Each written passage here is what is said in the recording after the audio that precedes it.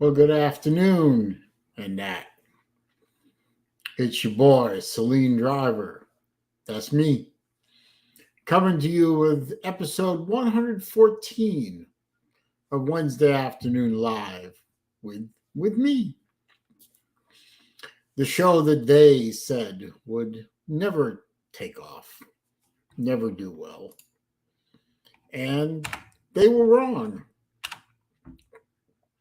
The show continues despite all kinds of things that keep getting in its way. The show about nothing in particular. And we'll prove that again today, I'm sure. Good afternoon, Matt. How you doing, man? Might as well get comfortable here.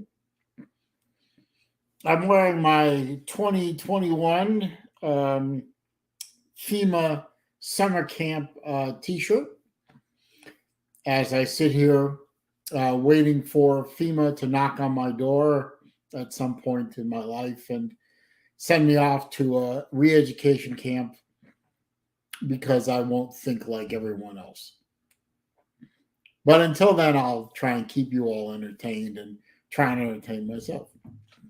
Pizza Woman is here, my number one troll killer. Already with the college football trash talking. And Neo's here. Good to see you, sir.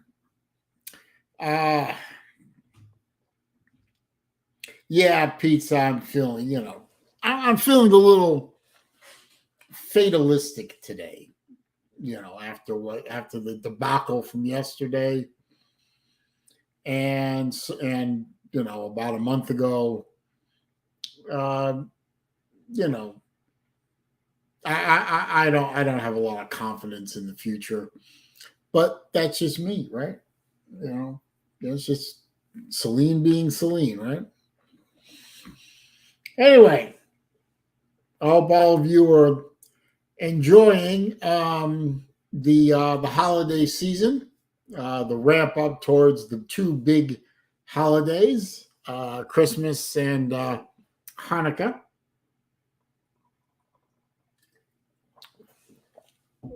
Hope you're getting your shopping done. I'm about halfway through with my shopping at the moment. I still got a few more things to go out and get. And I have less time than all you goyim out there because Hanukkah begins on sundown on December 18th, which is, I'm looking at my calendar, about 10 days. Yes, 10 days.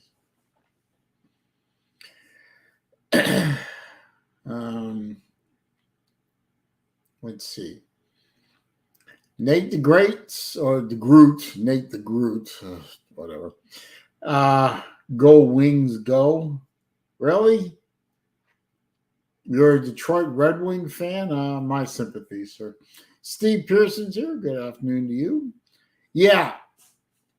One of these many nights recently where I had no ability to sleep at all.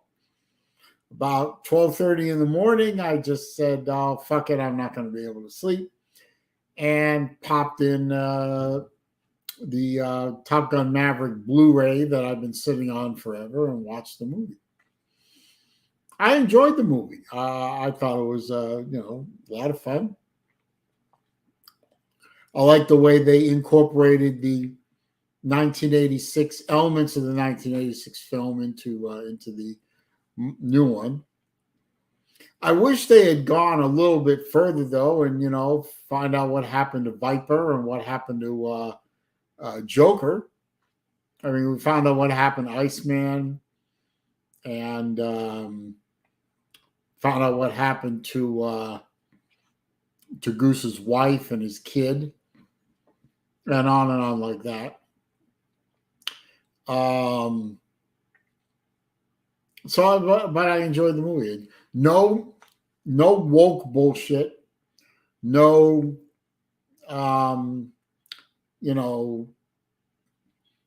pronoun crap. No PC garbage.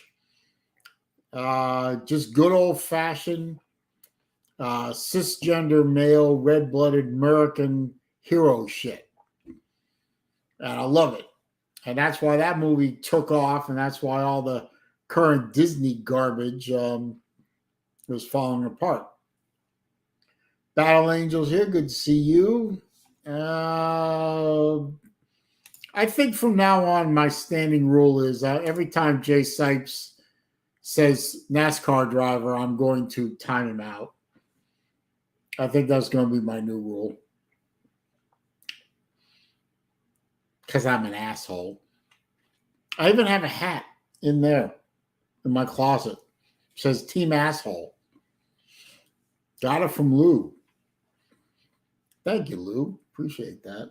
I actually wore that a couple of times when I was doing my walks in the morning. And I realized that there are a lot of kids going to school about the time I'm walking. They're walking to the bus stops and stuff. And wearing a Team Asshole hat in front of kids, that's not something I want to do. So I stopped wearing it. Now I wear an FJB hat instead. I don't know why you can't see Pizza Woman's comments, Neil. Neither one of you are blocked on my end. If Pizza Woman says she didn't block you,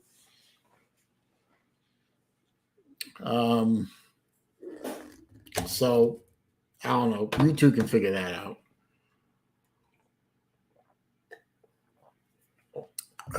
Thank you.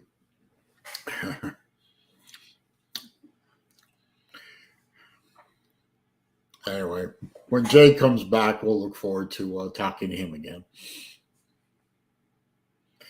CJ is here. Good to see CJ.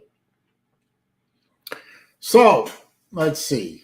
No, obviously nobody wants to talk about holiday shopping. Besides me, and I already talked about it, so I'm done with that. Let's see. Now we all know where our favorite teams are going to be for the bowl game. Hey, Watch 6-2, how you doing, man? We all know where our favorite teams are going to be for bowl season. The vast majority of people in here are Georgia fans, unfortunately, so we all know where they're going to be. Let's hope, let's hope Ohio State at least gives you a decent game. Florida is going to be traveling to Las Vegas a week from Saturday at 2:30 in the afternoon Eastern time, which is 11:30 their time. They're going to tee it up with Oregon State and get absolutely boat raced. It looks like half our team has already left, so well, let's see. We lost a turnover machine to he's going to go pro, which is a mistake.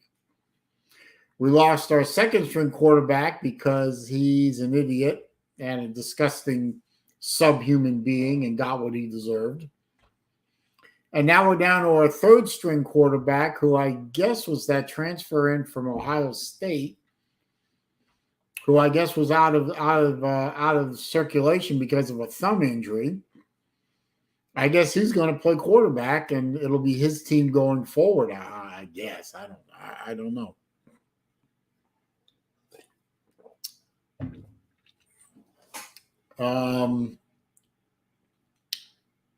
What little we had on defense looks like our one or two best players on what we pathetically called our defense are entering the transfer portal or going to the no fun league or whatever.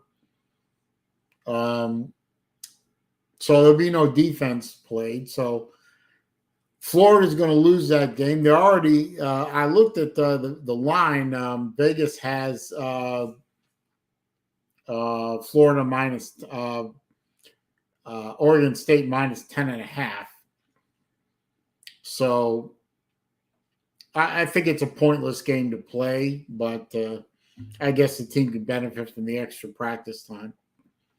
But they're going to lose that game. I mean, there's no way that Oregon State can lose to half of a Florida Gator team. It's just not going to happen. Slim Shady Canes is here. Good to see him. Anybody else pop in? Yeah, the Oregon State Beavers are a good team. They're certainly better than Florida, so I don't expect that to be much of a game. Let's see here. I'm going to drop the link into the chat, so if somebody wants to come in and help me out here, carry the show a little bit.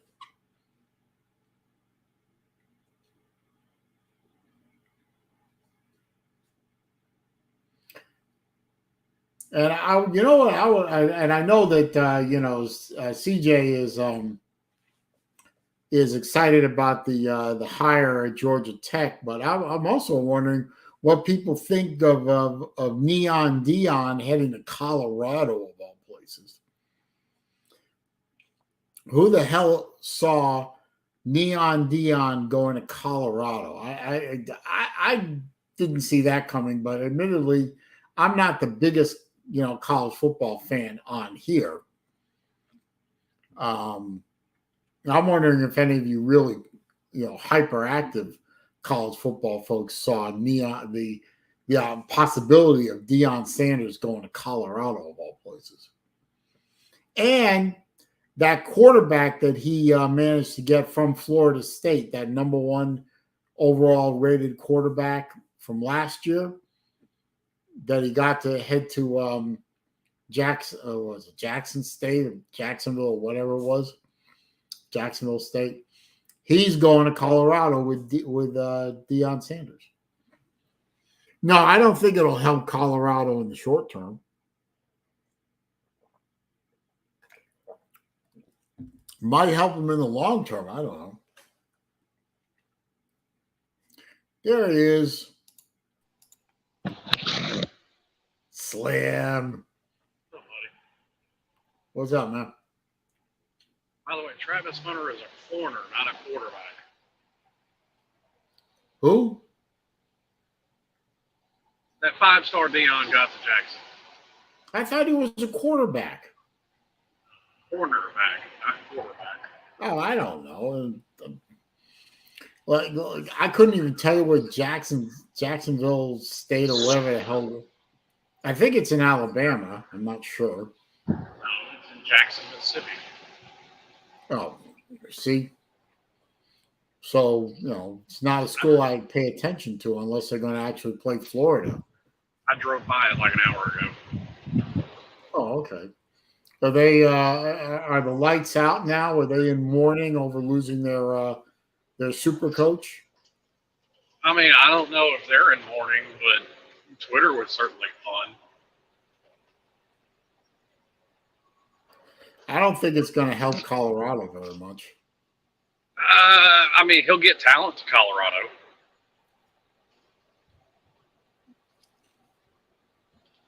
Yeah, I guess. But is he a good coach? Is what I'm wondering. I mean, this is his first Division I job. It is. How do you do it? How do you do it at the little school? I mean, he just out-talented everybody by a long shot. Yeah, but that's an FCS school, right? Yeah. So, how's he going to do with? He can recruit. That's 3/4 of the battle right there. Yeah, but can he recruit because he's a good coach, or can he recruit because he's one of the biggest names in football history, and everything he does is larger than life? I mean, does it really matter as long as you get the guys there, how it's done? Yeah, but who's going to coach him in the end? I don't know. I don't think you have to have some amazing, out-of-this-world head coach that, it is the best position coach or coordinator that you can find. Because really, that's not what a head coach does. once you're in that position, that's more of a CEO position. I'm just not sold on him as a head coach yet. Well, I'm not either. I think, and my personal belief is, the minute Norvell hiccups even this much, his goal is to set himself up to eventually make his triumphant return to Florida State as the all-conquering hero that he wants everyone to believe he is. Hey, I would love Deion to Florida State because he's never beat Miami, and I don't think that streak's going to end anytime soon. Oh, Rick Sanchez is here.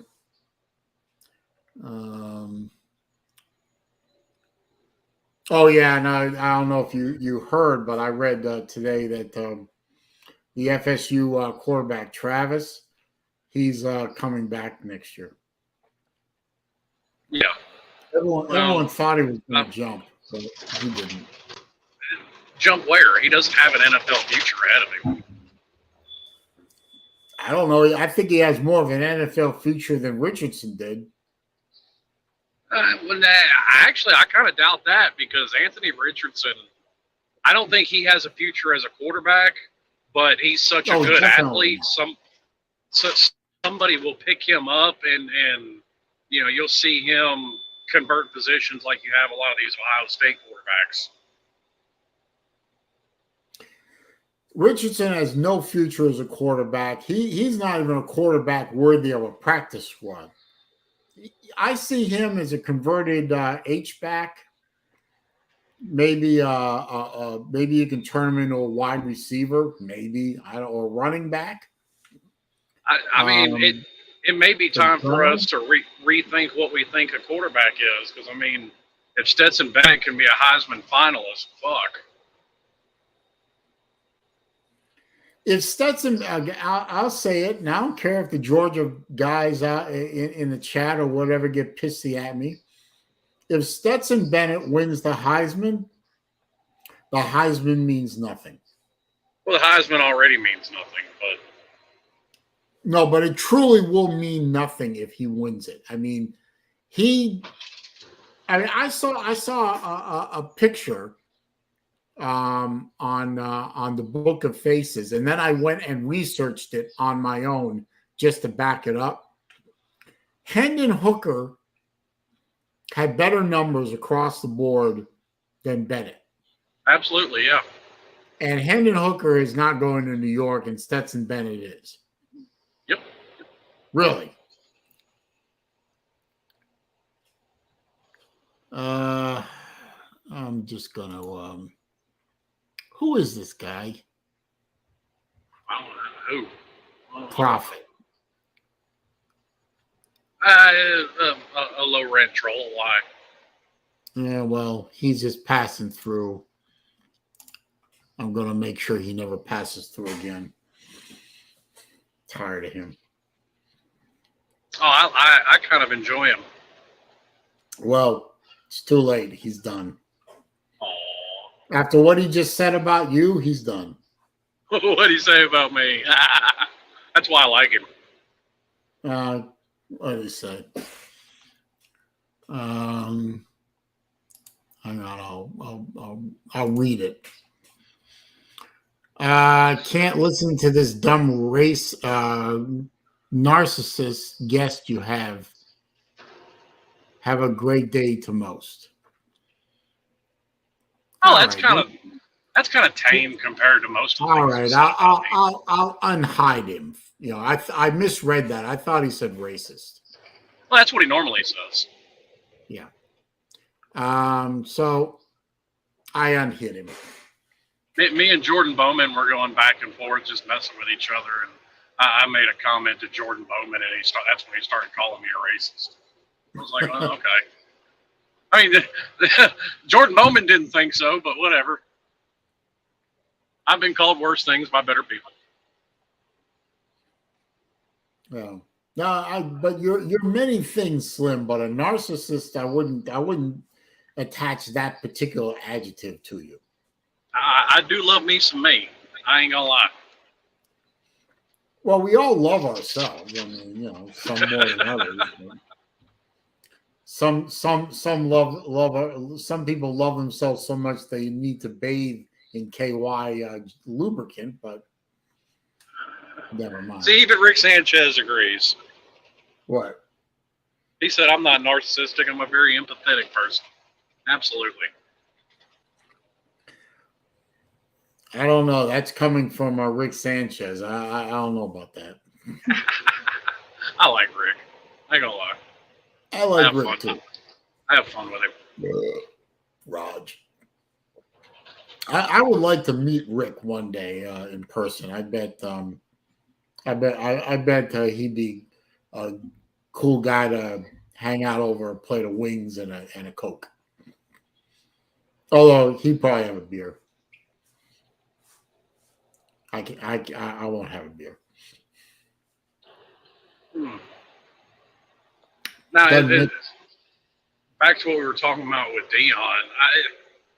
I don't get this. A lot of people are saying it doesn't matter who Colorado gets. Colorado's never going to be any good anymore.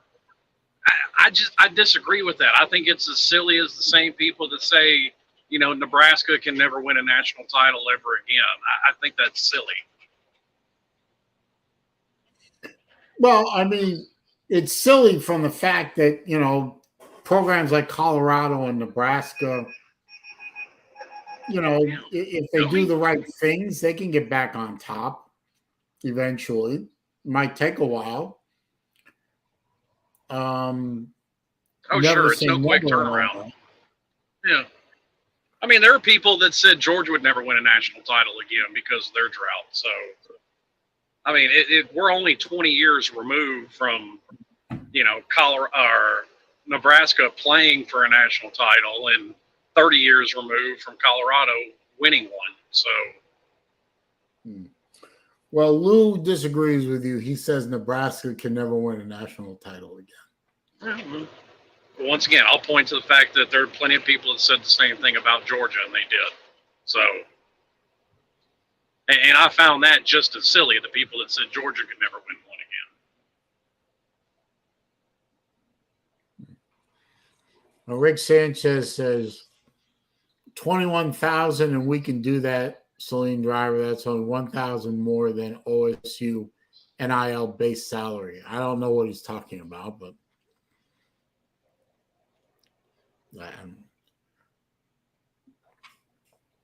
wait a minute. Last time Nebraska played for a natty was in 95, not.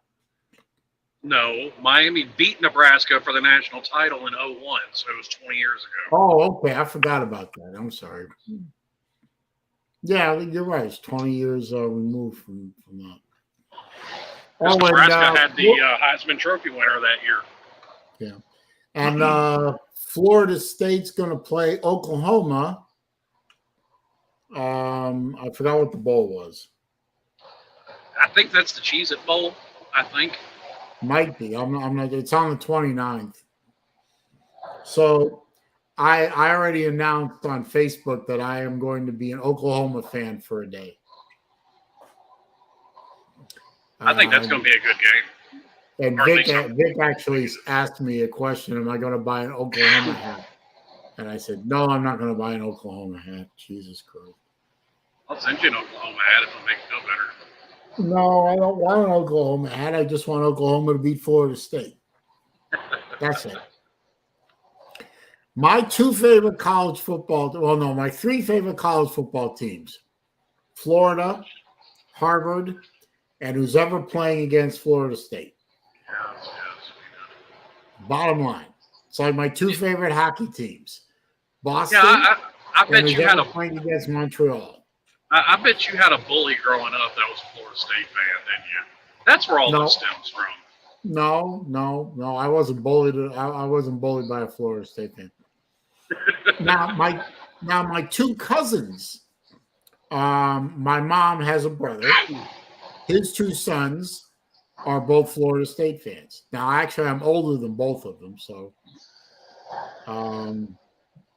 But no, I mean, I've said this before. I mean, half the guys and gals I grew up with either went to Florida or Florida State coming out of high school. And I live around a lot of them now down here. A lot of them have come back here like I did. And I got to hear it, all the time about from the criminal faithful. I'm getting an earful, double earful of it right now. I mean, they've been silent for 4 years, and all of a sudden, day after Thanksgiving, all of a sudden they come out of the woodwork and start chirping after the game's over. And they barely won and didn't cover the spread, by the way. Did not cover the spread. TikTok Chest Hall is here, and he says, "Go Dogs, Stetson for Heisman. That is all." I said it before. I say it again. If Stetson wins the Heisman becomes the Mr. Irrelevancy of all college football awards. Well, it already is. Like I said, I'd say you could probably find at least half a dozen years in the last 20 where legitimately a defensive player should have won it. Well, your buddy, one of your buddies, Ed Reed, is in the comments. 5 rings, the U, bring back Willis McGahee and Bernie Kosar. I'd agree with the McGahee part. That was a hell of a running back. 6'1", 235. That's my favorite.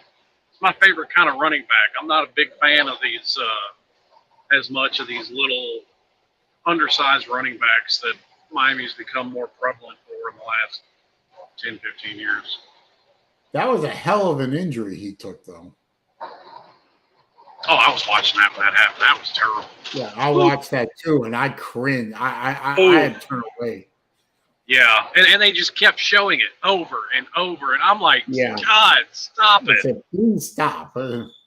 Yeah, I mean, the only one I can think of close in recent memory, and I can't think of his name, was that South Carolina running back that got injured in a game against Tennessee.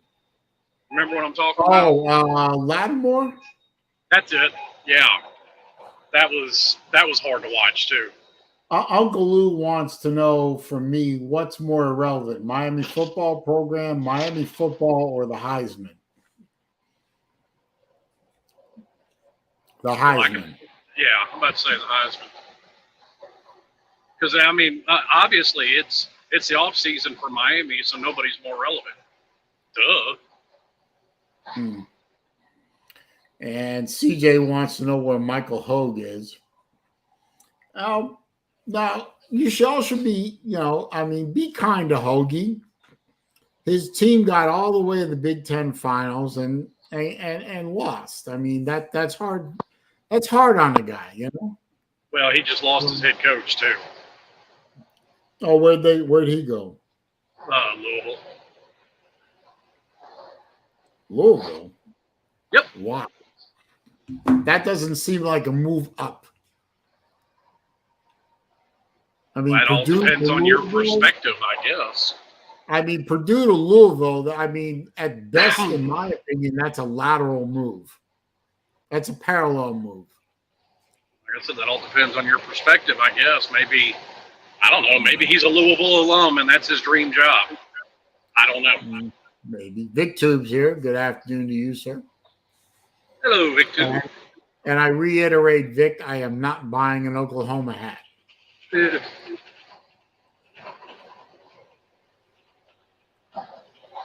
Vic ought to send you an Oklahoma hat just to prove that he cares about you. If you send me an Oklahoma hat, I'm going to make a video of me burning it. Ed Reed said it's all about the U. We have 5 rings. Keep crying. Miami is winning it all next year.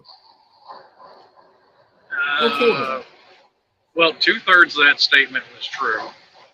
The end of it, I don't think so. Mm-hmm.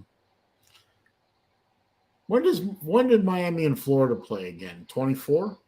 Yeah, 24 and 25. 24 is in Gainesville, and 25 is at Hard Rock.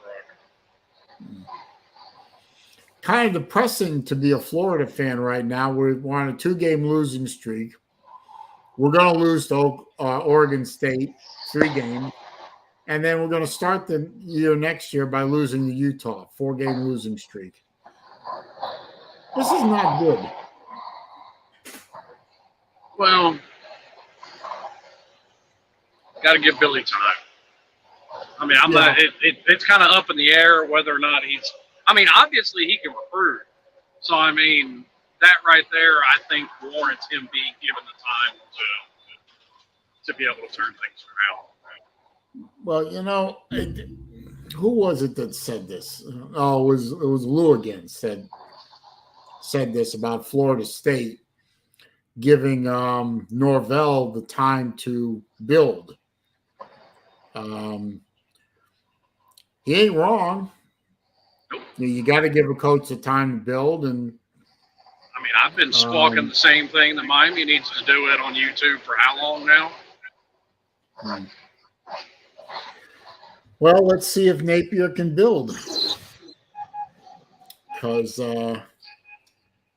he didn't have anything to work with this year.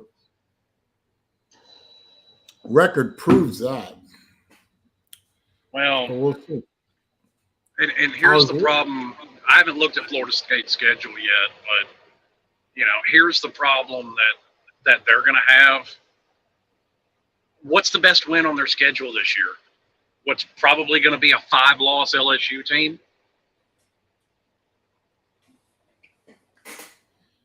I don't think Florida State's as good as people think that they are, just because their record's 9-3.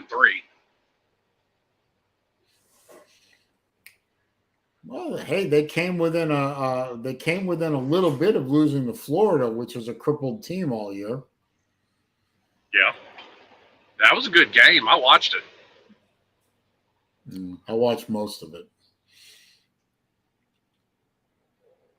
but no defense. I've been beating that drum so hard, I practically beat that drum into donkey dust. No defense. You're not playing defense. You haven't played defense in 4 fucking years. You don't play defense for 4 fucking years. You lose games to teams like Vanderbilt and Kentucky and Tennessee. We had Tennessee. We were close to Tennessee all game this year.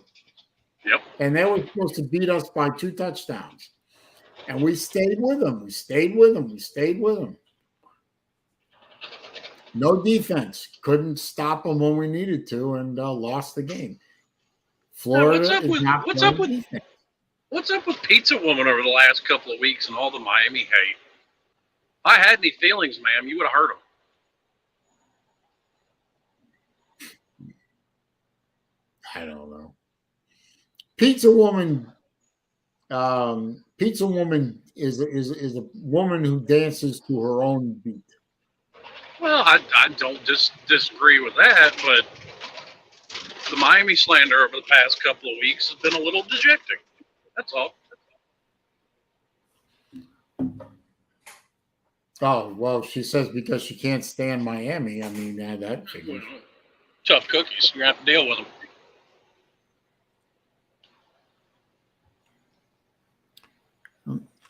One of my watch guys. That's all right. A lot of people can't stand Ohio State either. So he took my advice about Swordfish 40 millimeter.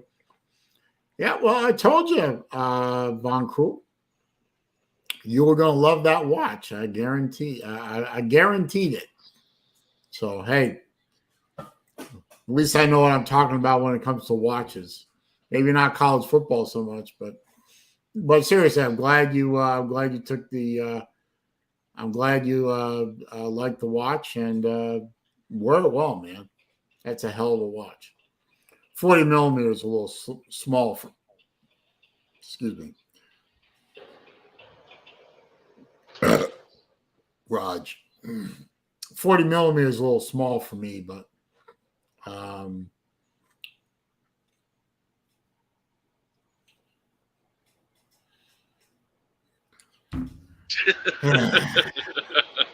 Nash just says Miami will never be relevant again. Well, that's about as dumb as saying any other team won't ever be relevant again. Should I put Snipes in timeout? Shipes? Nah. No.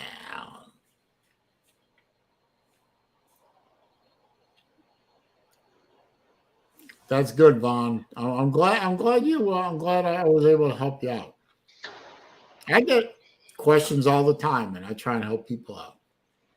Well, I can understand that, Pizza Woman, but I mean, Woody Hayes is a lot of the reason people don't like Ohio State. He was a piece of shit, but I got nothing against Ohio State myself. They're not in the SEC. They're not relevant to me unless we're playing them. And Rick Sanchez pontificates the greatest pontification of the entire day. They do. Yale will never be relevant again. Thank you, Rick, for your wonderful insight into college football relevancy. Fuck me, Jesus Christ. I gotta get some more water. I mean, I'll agree with her about the Michael Irvin thing. I don't think anybody's going to claim him to win humanitarian award. But well, it's not just Woody Hayes. I mean, Jim Tressel was a scumbag. Urban Meyer was a scumbag. They've got a track record of hiring scumbag head coaches. So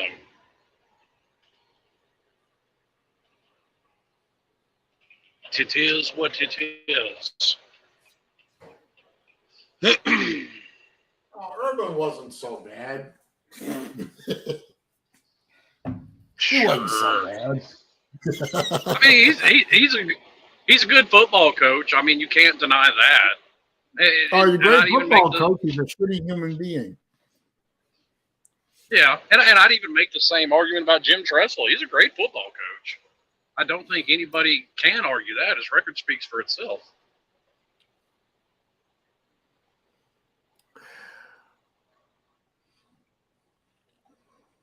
I don't know. Somebody could put Ed Reed in timeout. Somebody could put him in timeout for 5 minutes, though. He's getting on my nerves. Oh. Running around the damn sideline looking like a homeless man. Yeah, Ed Reed just got put in timeout, so that should make you feel better. You know, go get your hair cut and a shave and try and look like an acceptable human being on the sidelines. Thank you, P-Dub. Well,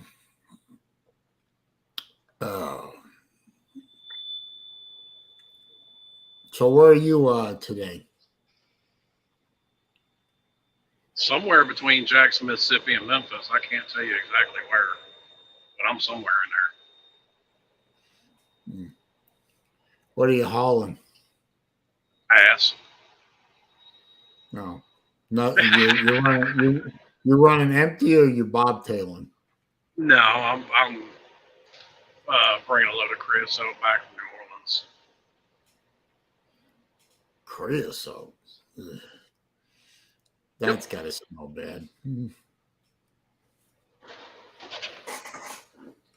But luckily, doing 70 mile an hour down the highway tends to take care of that. How's the kid? Growing like a weed. Yeah, they do that.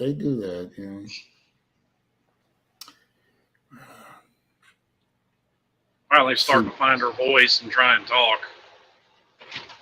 Oh, don't teach them to talk. I learned, I made that mistake twice. Never teach your children to talk. Nothing good will ever come of it. Well, I don't disagree with that statement, but I found unless you out find some really good super glue, I don't think there's anything you can do about it. Yeah, I found out my younger daughter will be up in New Jersey for Christmas. She's spending Christmas with her boyfriend and her family or his family up there. Oh, and The that's older Spain. one is going to spend Christmas with her boyfriend's family, who's local, which is fine because I don't do Christmas. So, Christmas ain't my thing, Maybe you should do Christmas. I did that. I put up the tree and all that. I even decorated the house, lights on the along the roof line and all that. And I hate fucking ladders. I don't like doing ladders. So for me to decorate the house with lights, that should have that should have said volumes, but it didn't. See, next thing you know, your sister's going to be invited over for Christmas dinner. Shut up. She ain't gonna be invited over to my house or my mom's house. No. She might be invited over to my ex-wife's house. And Shipes, I'm not gonna answer that fucking question. Fuck you. Can't choose your family, sir. You got to deal with them. Huh? So you can't choose your family, sir. You got to deal with them. No, I don't. She lives up in Maine. I don't have to deal with her. I disagree.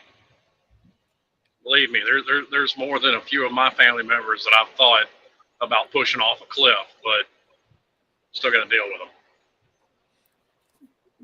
Hey, push her off a cliff. Now that's an idea. Wait a minute. No, it's not. Yes, it is. Well, there's just one problem in Florida. There aren't any cliffs. Oh, you can find a cliff. Where? Tell me. Well, I'll let me retract that statement. You use a different analogy in Florida. In Florida, you have them take a long walk off a short pier. Or I could take her up to one of those sinkholes in North Florida and just push her off. Yeah, or buy her a all expense paid guided tour of the Everglades.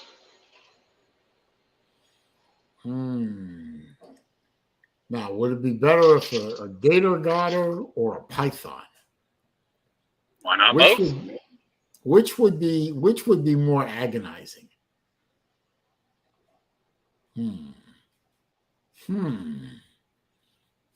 That's not very nice, sir.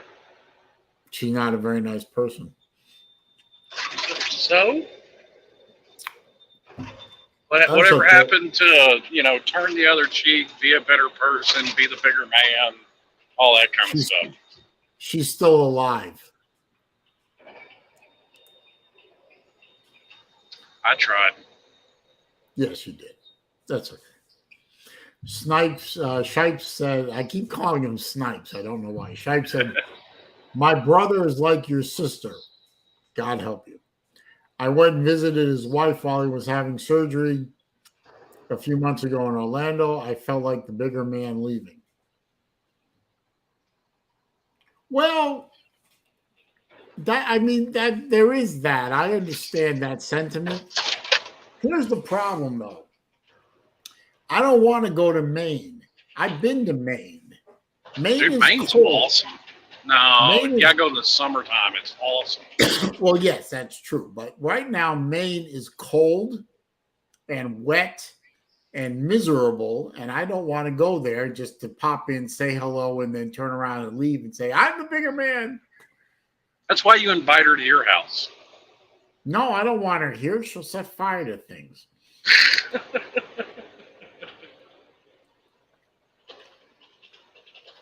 Now, watch 6'2's getting into the spirit. You can get her a special meat necklace and tell her that it helps with gator hunting. Not nice, sir.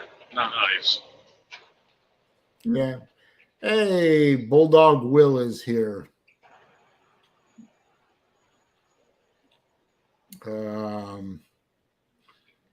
Yeah, that's a good idea, Watt 62. But she's not going to be near Long Island, so I mean, she'll be in Jersey. She's more likely to go to Philadelphia. I ought to send her over to Watchbox and have her pick me up a Breitling. Like I need another Breitling, right? I counted up the number of Breitlings that I have right now in my collection. It's embarrassing. I don't Embarrassingly know how good or bad? good, but it's kind of embarrassing that I got that many of them, and that's all within the past 18 months. So, yeah, a little embarrassing. I have a big problem with watches. I mean, I like watches, but I have a hard time spending that kind of money on a Breitling. That's just that's out of the price range I'm willing to pay for a watch.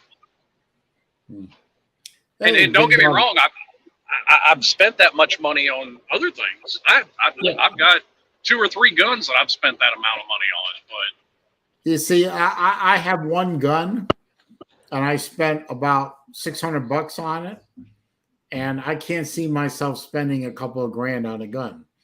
But I have no problem thinking about spending a couple of grand on a watch. Potato, potato. And Big Dog Brett is in the house, or as I refer to him as the voice, Raj. I could see you with like an old 357s, like a 70s or 80s model Smith & Wesson. Is that a good thing or a bad thing? Yeah, potato, potato. I like revolvers too. I don't know if I get a revolver. The gun that I have is a S&W. No, not Springfield 40 cal. Oh, okay. Oh, one of those like XDs. I don't think so. No. Oh, okay. It's over there in the safe. What's up, Brett? What's going on, gentlemen? What's going on, Brett? What's going on, gentlemen? And Slim Shady. What am I looking at here? A wall. You know, most buildings have them. No. Oh, well, that's from the first Slob Olympics. Sits right there every day. Well, I appreciate that. Right above a dollar bill. Reminds me of how valuable your signature is, sir. Might be. So how's life treating you, sir? Better than I deserve, I think. So what's the good word about the transfer portal for Florida? I don't know that we've gotten anyone from the transfer portal yet. I know that a bunch of players that didn't get to see the field in 22 have entered the transfer portal. A couple of guys have entered the draft for the No Fun League, and we lost our quarterback and our best defensive player to the No Fun League. So what it is.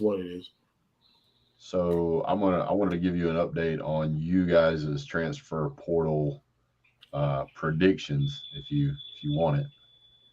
Is it gonna depress me, or is it gonna give me a little bit of no, you should no, not at all. So you guys should be getting you guys are projected to get a 4-star running back from the Raging Cajuns. You guys are projected to get a 3-star wide receiver from Arizona, a 4-star offensive tackle from the Raging Cajuns, a linebacker, 4-star linebacker from the Raging Cajuns, and apparently Jalen Kimber from Georgia is a 4-star cornerback. Why does that name sound familiar to me? He was highly recruited, so That's probably why. Highly recruited what? Quarterback. Oh, okay. Well, we're going to need quarterbacks. I mean, we lost one to the felony league, and another one to committing a felony. No, So, cornerback. cornerback. Yes, that's the second time I've done that today, right, Slim? Right? But you know what? We need quarterbacks a lot. We need a lot of defensive help. Well, you guys should make a run at DJ. Ukulele? Yeah, No, thank What? you. No. absolutely they should. No, I don't want him. Well, who have you really got to replace them with, though? I don't know, but the last thing you know why? Okay, from a player standpoint, why not go after the ukulele? What do we got to lose? Yeah. Unfortunately, let's say Florida signs the ukulele. Can you name for me the one person who is going to mercilessly troll Florida for the next 1,000 years if we sign DJ Ukulele? Probably Pigskin Pete. No. You don't think Pigskin Pete wouldn't troll you for that? He might, but who definitely 100% ironclad lead pipe cinch lock bet the farm on it. Who's going to troll me more than anyone else in the known universe? I don't know. Maybe Uncle Lou. You think? I mean, my only problem with him going there is, obviously he's not doing very good in the RPO at Clemson. So what's to say he's going to do any better in an RPO somewhere else? I think he needs to look at something with a completely different offense. He doesn't seem to run the RPO very well. The top three people that will troll Gator Nation mercilessly if we sign Ukulele: Lou, Pete, VicTube. I will never have any fucking peace. Well, I actually don't think Pete will very much. I mean, because he likes DJ. He basically says the same thing as me. He doesn't fit the offense that Clemson runs. I think the biggest problem personally that they have at Clemson is Dabo Swinney. I think he's very rigid. I don't think he's willing to conform to what the talent is. He wants the talent to conform to the team. And when it comes to a quarterback, that just doesn't work that way. So, I mean, this past year, if you look at the fact Florida went 6-6 with a quarterback who threw for 53%, right? What would they have done with a quarterback that threw for 62%? Probably would have won a couple more. Probably would have won a couple more games. I would say so. I'd say we'd probably be looking at 9-3 instead of 6-6. Well, I also say it's potentially, and people are going to get fired up over this. You guys lost to Tennessee by 5 points. You had Richardson who threw for 453 yards. I think if you had DJ, you win that game. I think if you have DJ, you win the Vanderbilt game. I think if you have DJ, you're still in the Florida State game. I mean, that's 3 wins right there. I don't disagree with what you're saying, but I would also counter with, I think if we play defense in any of those games, we would win those games. Well, I'm not going to completely disagree. Go ahead. I was just going to say, I'm not going to completely disagree with you, but I think it's an overly simplistic take, because you can have a quarterback with all the talent in the world, but if you don't have an offensive line to protect him, it's going to make him look terrible too. So it's not just as simple as just the quarterback. No, 100%. What I'm looking at is that Florida doesn't have anybody on their roster right now that can play that has even made a pass completely. Right. You know what I mean? So they essentially have no quarterback. And the quarterback play style that they're running there is a dual threat quarterback. To me, the most talented, whether you want to say he had a good year or a bad year or whatever, whether he's supremely talented or not is up for argument's sake. But you're not going to get a 5-star quarterback at Florida this year. It ain't going to happen. You need No, somebody to fill the space until you can get somebody in there. So what I'm looking at is that DJ, DJ threw for 2,500 yards. Anthony Richardson threw for 2,500 yards. Anthony ran for 654. What did DJ run for? 545. So he's right there. It's going to be a very similar style system. I won't say plug and play, but it's possible. And I can see him fitting the interim until they can get somebody else a lot better without having to completely revamp an offense for, a freshman quarterback and next year be absolutely terrible. Wait a minute. The quarterback that I think is playing for Florida in the bowl game is that transfer from Ohio State, who's been injured the whole season. So it's not like the guy that's going to play the game in a week and a half is a no game freshman. Are you talking about Brock Glenn? I forgot his name. I keep forgetting. No, he went to Florida State, not Florida. We have a third quarterback on our roster. He has a thumb injury. Well, he brought up Brock Glenn. I'm saying he went to Florida State. He went to Florida. He did go to Florida State. I was just who's an Ohio State quarterback who went to Florida. Florida Gators, Florida State. Potato. Raj, that far. It's Raj not potato. Stop that. I think Raj is sober because if he'd been drinking, he'd have known better than type that in the comment section. No, Christian football to help me out here. It's Jack Miller. He's a 4-star. He's a 4-star that came over from Ohio State, but he's been on the bench the whole year because of a thumb injury. He's going to get the nod for the Vegas Bowl. I don't see why or how whenever he hasn't played a snap all year. Well, he hasn't, but he's all we got. We lost one guy quit. The other guy's in jail. What can you do? Quit hiring felons. Well, and you've got a 4-star true freshman coming in too, so that's going to give you some competition in the quarterback room. You will. Well, hopefully they both see the field so we can figure out what we got for 23. That first-year quarterback, he needs to come in and have somebody to learn from, not just try to figure it out on the field. That's how quarterbacks get ruined. Well, I get that, but sometimes you're in a position where you don't have a choice either. Oh, I agree. Sanchez said Jack Miller looked decent at Ohio State, so I don't know if Sanchez is trolling me or he's being honest, but he did type that. So, well, I mean, I don't think DJ is a bad quarterback. I don't think he's a great quarterback, but I think that he fits the play scheme as well as anybody that's out there right now. And maybe the problem at Clemson was not DJ. Maybe the problem at Clemson was Dabo.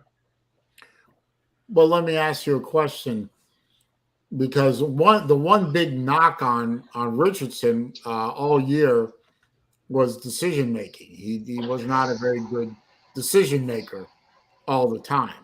Do you think DJ is a better decision maker? Does he go through his progressions? How does he do with under pressure? Because admittedly, I haven't watched a lot of DJ football when he was playing Clemson. DJ had moments where he would play, I would consider, really well. And then he would have games where he would play terrible. But it seems like the vast majority of his, what's the word I'm looking for? His plays were, his throws were all short. Now he had some long passes here and there, but his average was only like 6 to 7 yards. So when Does you're he looking not at a have an quarterback, arm? yeah. Well, let's look at this. So he Actually, he's got an arm, but if you look at him this year, he couldn't complete swing passes and screen passes. Well, again, I agree, but you remember how me and you were talking about how if you don't have an offensive line, you're going to struggle? Yes, sir. Okay, he was sacked 22 times this year. Yeah. That's a lot. And that was something a lot of Clemson fans were hoping Dabo would deal with through the portal, and it didn't happen. Yeah. So, I mean, and to put in perspective, AR was only sacked 14. Well, the offensive line for Florida was not a problem this year. It was one of the few areas where we didn't have a problem. Right. We But, ran the ball well, and we had a good offensive line. yeah. Everything else sucked. So Anthony Richardson threw for 17 touchdowns and had 9 interceptions. Okay. DJ, having been sacked 5 more times, had only 7 interceptions and had 22 touchdowns.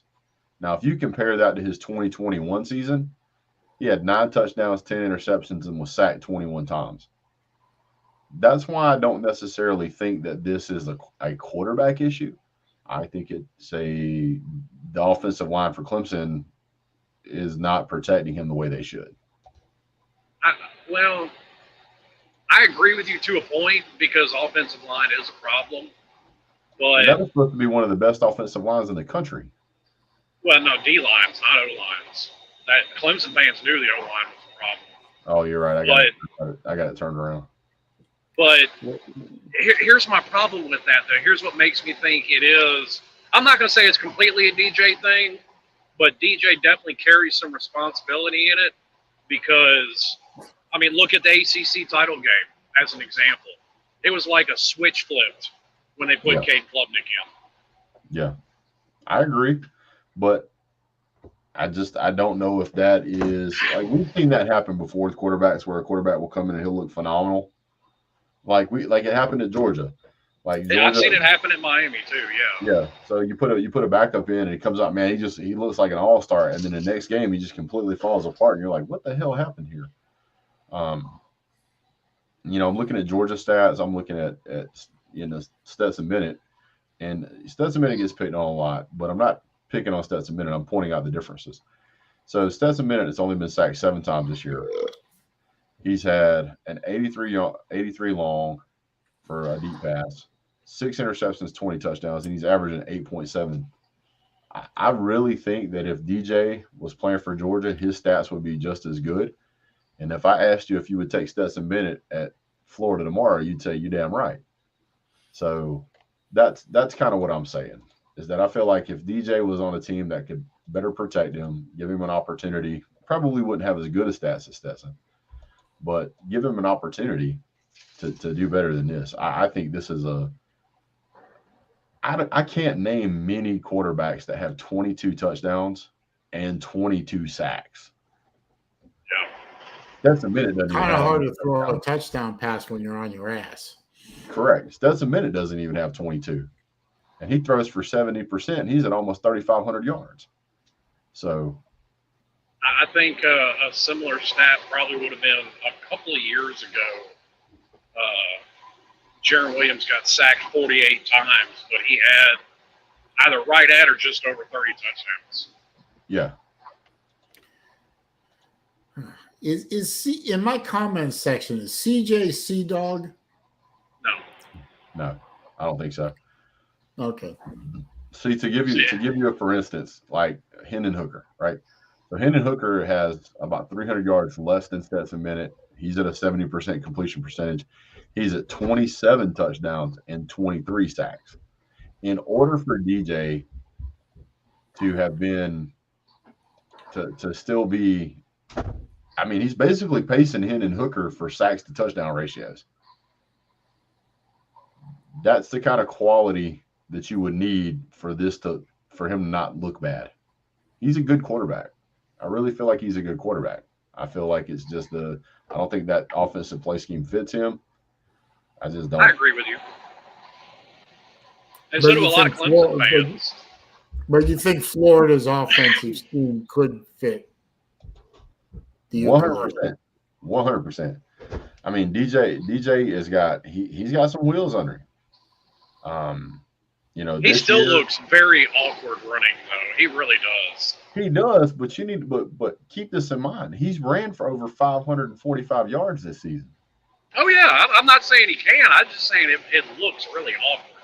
Oh yeah, he looks like a drunk duck when he runs. Don't get me wrong. But if I look at, so let me go back on the screen here. I'm sorry, I'm a stats guy. So when I'm looking at Georgia, Georgia only has 2 running backs this year that have more rushing yards than what DJ has. I'm just saying.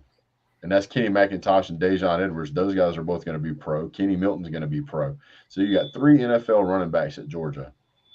And DJ's numbers as far as running the ball are right there with them. Now, not quite as much on the average, but keep in mind that his sack yardage goes against his rushing. Yeah. So he's at 545 yards, and he's averaging 3.8 yards a carry after he's toted 22 sacks. Dude, that's incredible. And I've always said, I'm not the biggest fan of them rushing the ball with DJ as much as they do. Mm-hmm. But I think he'd be absolutely lethal in short yardage rushing situations. Of course. Well, As big as he is, yeah. I think he's Tebow size or maybe even He's bigger. 6'4", 235. He's a freaking monster. That's that's Tebow. You put Tebow was 6'4", 235. Yeah, you put another 20 pounds on him, and he's a tight end. Well, he lost. Well, that was the big thing, and Pete's made fun of it all year. He lost like 25 pounds over the offseason. Yeah. So he was bigger. I mean, I'm just telling you, if I'm Billy Napier, I would be camping on this guy's doorstep. I was like, you can come to the SEC. You can start tomorrow. The play scheme is going to be very similar. It's going to be your last year. It's going to give you a great opportunity to come out and play. Yeah. But then I got to listen to Uncle Lou all year. But see, I do tend to agree I don't know if it's working to me here. Come on. The only time that you're going to get Uncle Lou to stop chirping about picking on Florida is for Florida to dismantle their football program. Well, no, you can get Uncle Lou to stop chirping about Florida real quick if Florida comes out and mollywops Georgia. No. Even if Florida came out and somehow beat Georgia, they would still have to win. They would have to win the SEC outright, and then they would have to win a national championship against Georgia for him to stop doing that. Otherwise, he's going to hang that over their head, and rightfully so. Oh yeah. Well, no, you see, that's the charm about guys like Uncle Lou. They never stop. I mean, he got beat by South Carolina. He got beat by Vandy at homecoming, and he didn't stop chirping. He got beat by South Carolina. He didn't stop chirping. I mean, come on. I mean, that's like me though. Lou. That's like me though. I mean, Miami's 5-7, and it ain't stopping me. He don't even have a home stadium, and you can't stop him. Sure can. Oh, we may not have a home stadium, but we got a whole city, by God. You got a whole city, that's for sure. just have to share it with Disney World and all the tourists. No, Disney World's like 4 hours away. You got Green Gables out there. Do you even know the geography of Florida, sir? Come on, man. Yeah, it's called coastline. Well, you ain't gonna find no coastline at Disney World. I promise you that. I used to live in Bradenton, Florida. When you don't know, you don't know. All right. Hey, I used to live in Bradenton, so there. Well, that's coastline. Yeah. And you should know we call it Bradentucky. Mm-hmm. You go to Siesta Key Beach. Mm-hmm. I grew up by Siesta Key Beach. Yeah, I know a little bit about Florida. I could literally ride my bike from my house growing up to Siesta Beach in 5 minutes. You can also find that there is enough acreage around the Miami Stadium to put. I mean, around the Miami University to put a Miami Stadium, they just won't do it. Well, no, like I said, that's not a matter of them wanting to or not wanting to. You'll never get it in Coral Gables. The city of Coral Gables will never allow that. That doesn't make sense because they build businesses there all the time. Otherwise, how did those businesses get there? And I don't disagree that they build businesses. They're fixing to get their permit to break ground on their $145 million expansion of their football facilities. But they will never get one in Coral Gables to build a football stadium. Have you ever seen Saleen? Have you ever seen that movie Payback with Mel Gibson? Wait a minute, was that the one where he played a small time hood named Porter? Yep. Oh, I That's love a that great movie. movie. Yeah. That You know movie what- was a riot. You know what Porter's #1 rule is? God, wait a minute. I know the answer to this question. You do. You should. I haven't seen the Um, movie in years, so no, but you're going to make me look it up and watch it now just because I haven't thought about it in so It's a long. great movie. I forgot the is. #1 rule. What was the #1 rule? There's always one man. You Oh, go that's high right. enough- That's right. One man. That's what he said to Yeah. There's only one It's man makes it's all not the that decisions. easy as a whole committee of people. No, there's not. There's one man. One man. You go high And, enough, yeah. you always get to one man. And the question is who is that one man? And I don't care whether it's business, I don't care whether it's a social get together, I don't care what it is. There is always one person that if they decide that's what wants to happen, that's what's going to happen. I got So- one question about that movie, sir. Sure. Just one. Who in the hell in casting thought Chris Christopherson made a believable gangster leader? Well, Come on, man. let me see what year did that. What year did Payback come out? 1999. Yeah, I was about to say that was the late 90s. Chris Christopherson is not a gangster. Come on. Well, the reason that they cast him for that role, I will bet you money, is because he had just starred the year prior, 1998, in the movie Blade. And he made a great, rough exterior, roguish person in that movie. Yeah. And then they tried to put him into that one, and it didn't really fit. That would be my guess. No, good. Well, I mean, they've done that with Sean Penn his whole career. I don't care what he's in. I don't care what the movie's about. I look at it and I see Spicoli.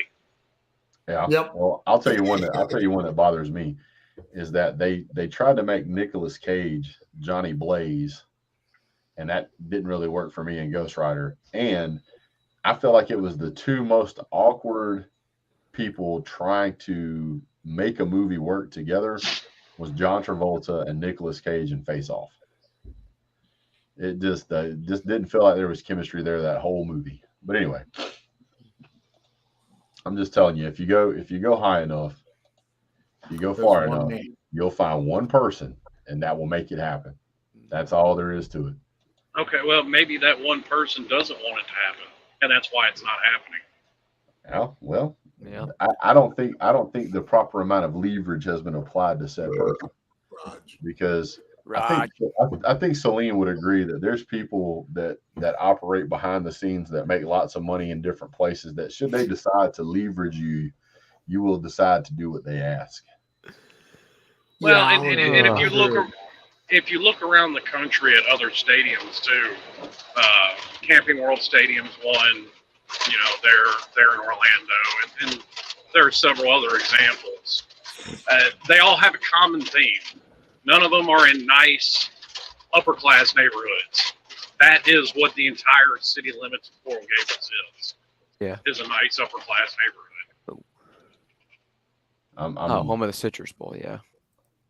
You don't have to have a gigantic stadium. No. You can have a smaller stadium and it be nice. Mm-hmm. Oh, I agree. Yeah, definitely. But I'm just saying, I don't think, my opinion, all those old waspy-ass white folks will never let a football stadium into their city. So if you'll, I understand what you're saying, but if you take a look at like Martin Stadium, which is where the Washington State Cougars play, All right. it only holds about 35,000 people. Mhm. That would almost guarantee you that you're going to sell out every single event. Even if you're Miami, you're going to sell out most of them at that level. Oh, yeah, because they averaged 40,000 per game this year. And if you've got like you can build a stadium like what Baylor has, which is super nice. It only holds 45,000.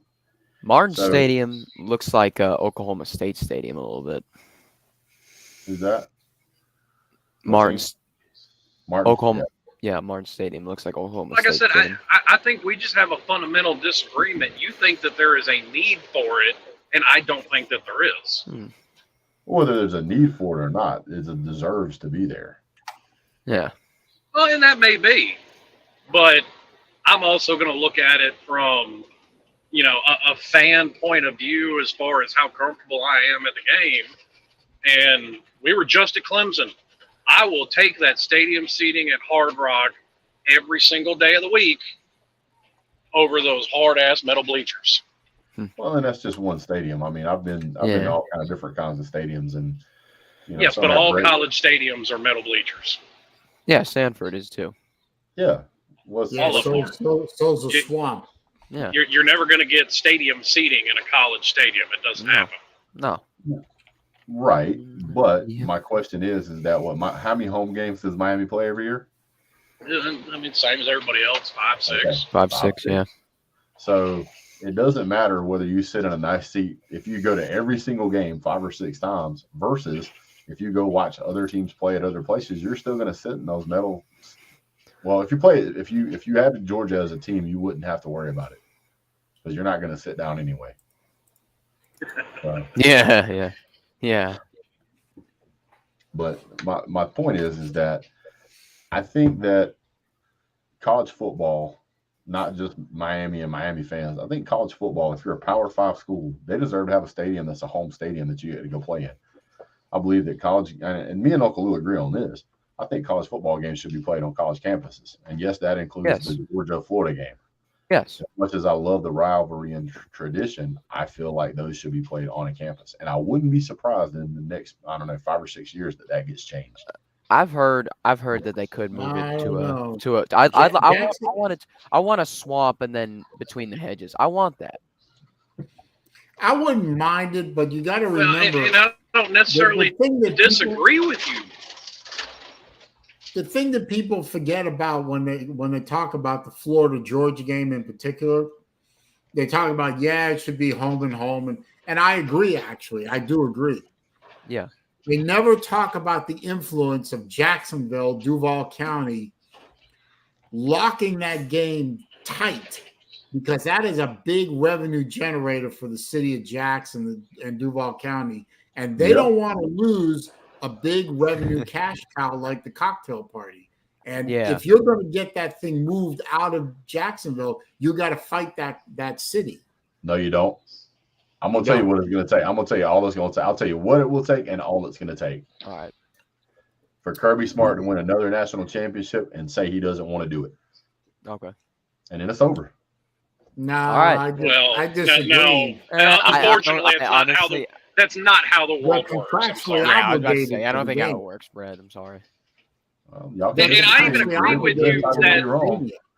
Listen, I even agree with you that it I'm not going to disagree that they should probably have a stadium on campus, but if Hips and Butts were candy and nuts, we'd all have a Merry Christmas. Sometimes the world just don't work that way, and it's like I said, the city of Coral Gables is dead set against it. So they're short of an act of God.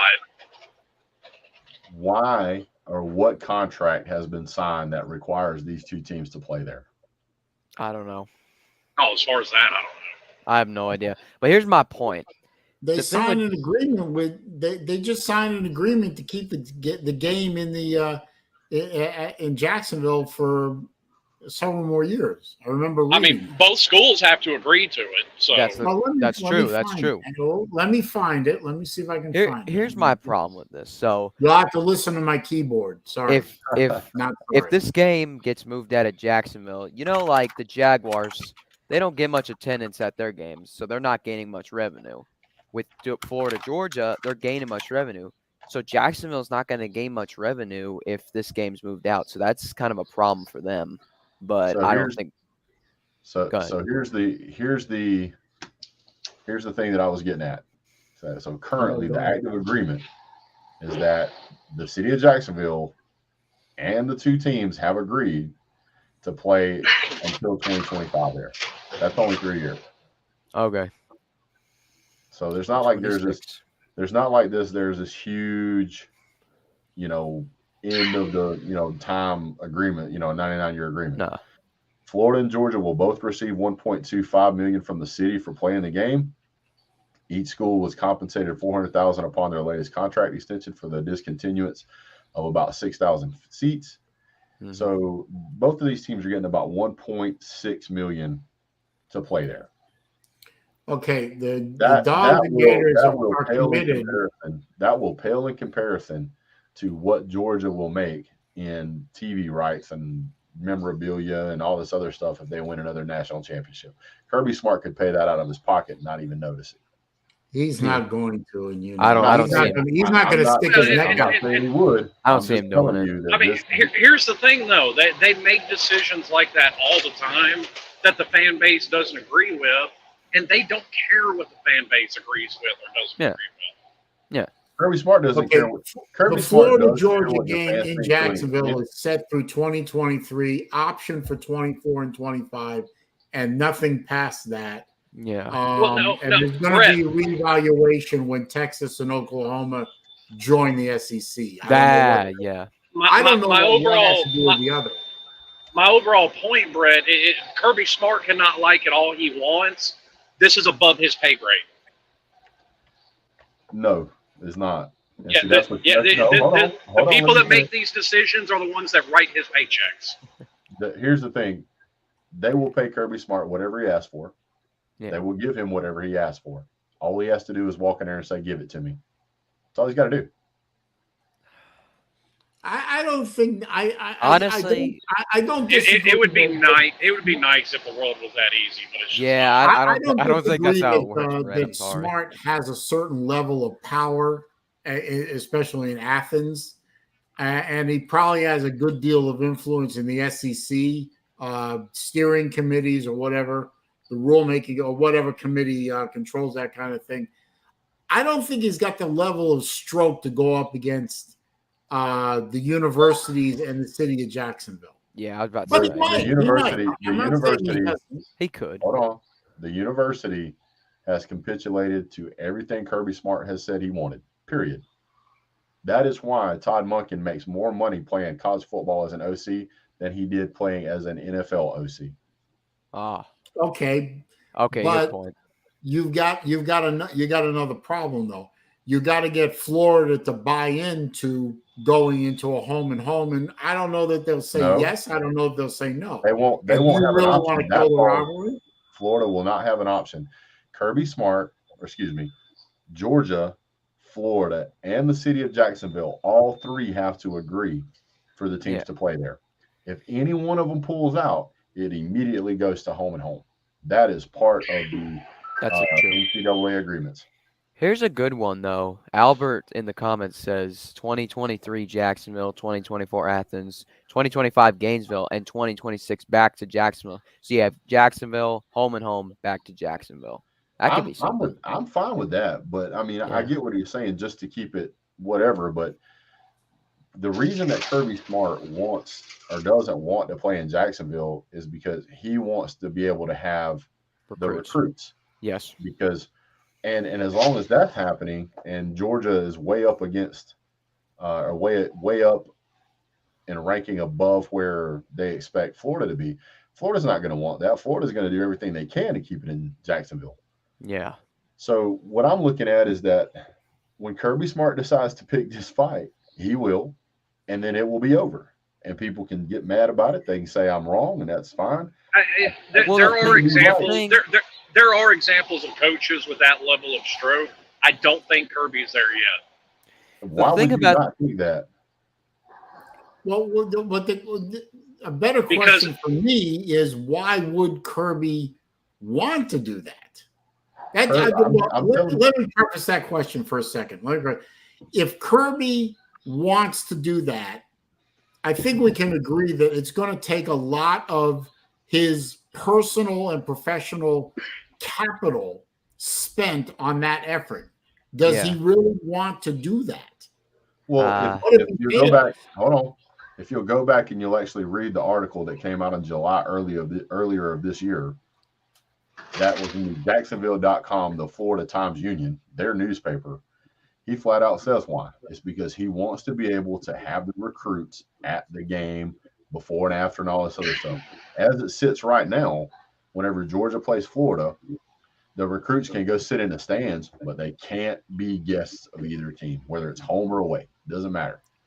Okay, well that sword cuts both ways, right? I mean, it cuts Florida and Georgia. Well, Yeah, okay, but so Kirby, I could see way more likely him getting that rule changed than anything else. I could see that being way more likely. It's a good reason. I mean, it's a good reason that Kirby would want to do it that Right. way.